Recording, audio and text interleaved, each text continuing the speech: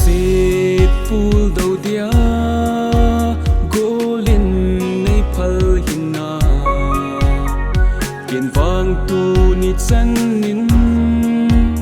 khen ding lung ka gel po nei lo gen thei se a golin nei so lel ham ipi lung na gela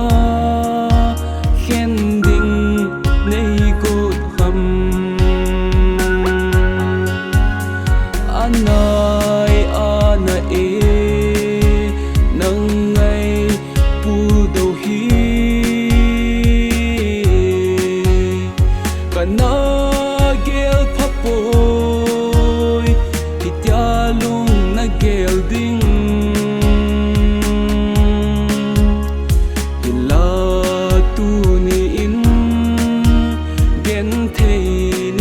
sa in lung mong in na chi tai leng dang ang laya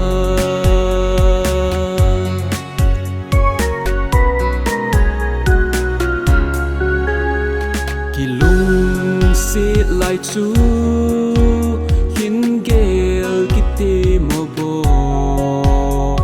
ki te na cheng ho na gel do si lo ham het man lo ka a khen na no so sin hi na lung se ke ding in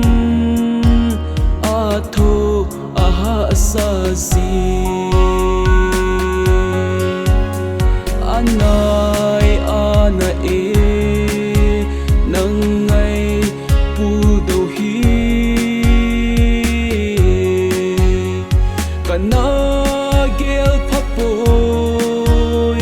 hitya lung na gel ding ila tu ni in gen thei nei ka sa in lung mong in na chi ta leng dang ang laya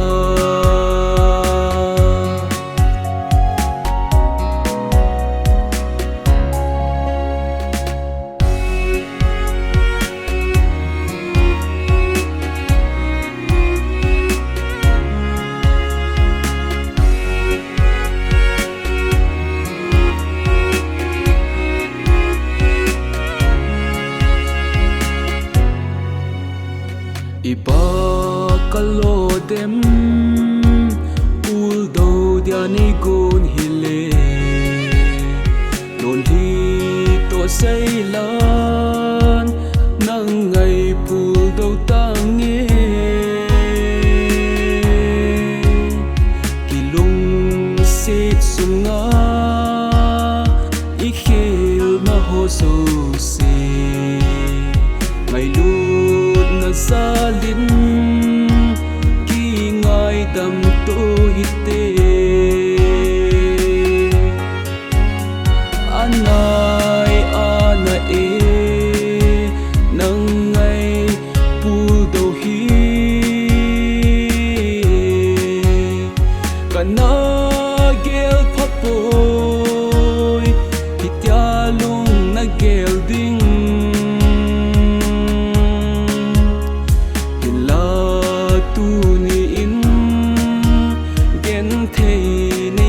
sa in lung mong in na chi tai leng dang ang laya lung mong in na chi tai leng dang